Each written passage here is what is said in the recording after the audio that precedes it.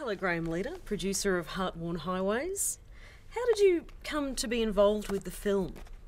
We're jumping right in here. Yes.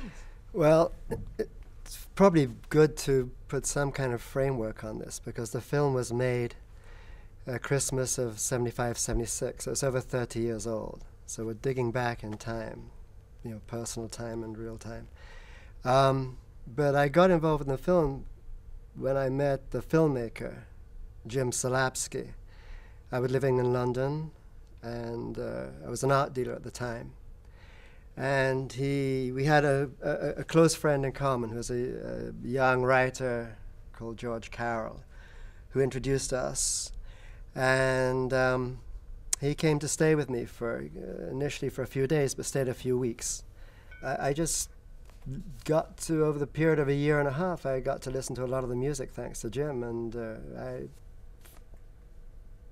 that was sort of the kernel for the actual, getting involved in producing the film. What really happened was the art market fell apart.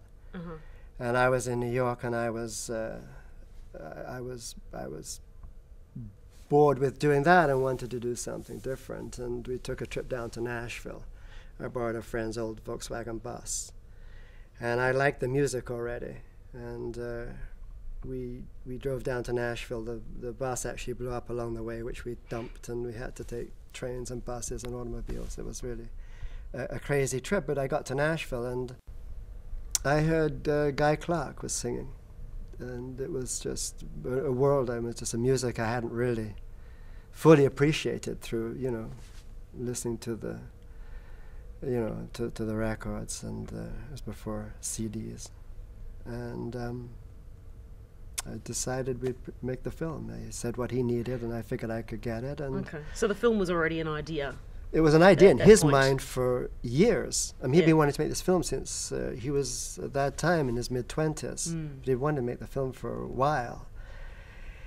And meeting me was sort of, was what really pushed it along. He had been introduced to that world himself through a guy called Skinny Dennis, to whom the film is dedicated at the beginning.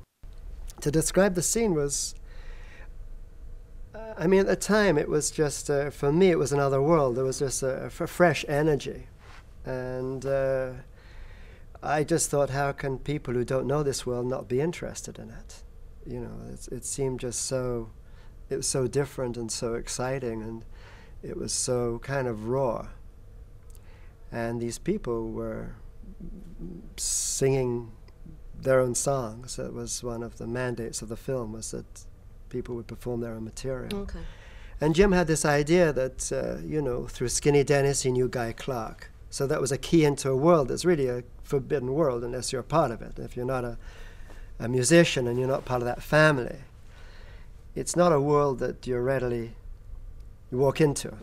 It's just a very private world, actually. It doesn't feel like that on the film. That's Jim's genius in a way, and the fact that they welcomed us.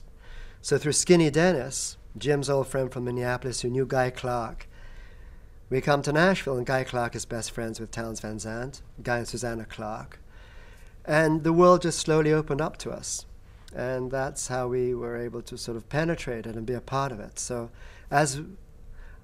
Jim had a better sense of what that world was, but I was discovering it for the first time. When we went the first time, we met the people. Then literally a few weeks later, we were making the film.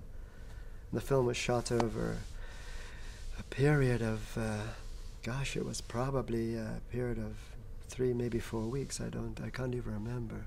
Very short. We were shooting while we could shoot, and while we had access to the musicians, we were shooting round the clock.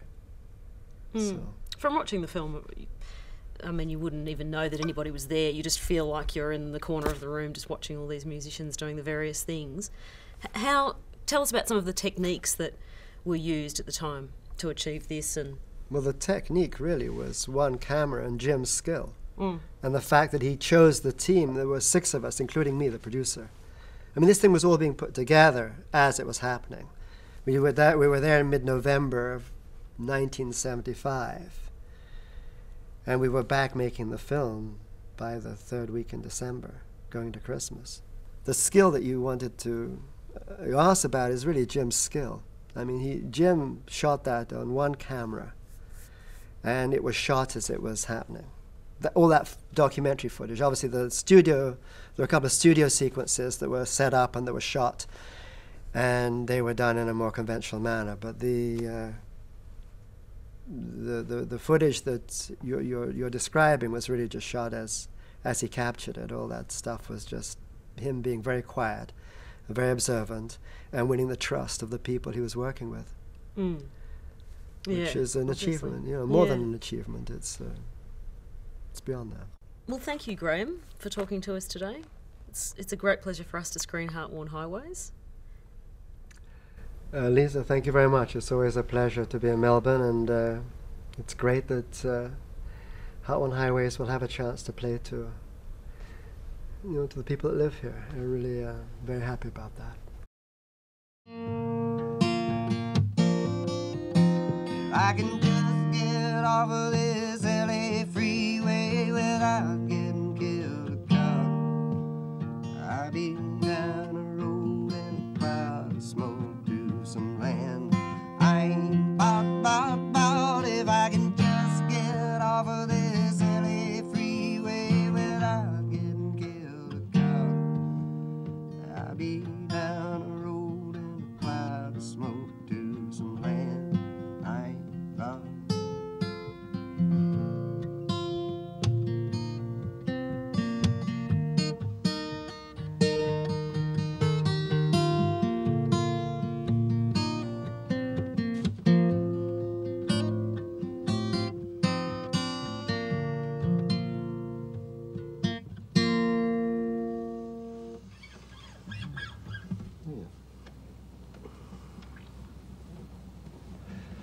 Loose. Heart-Worn Highways is screening as part of Drifters, Dreamers and Cowboys Country Music on Film at Australian Centre for the Moving Image from the 27th of December to the 4th of January.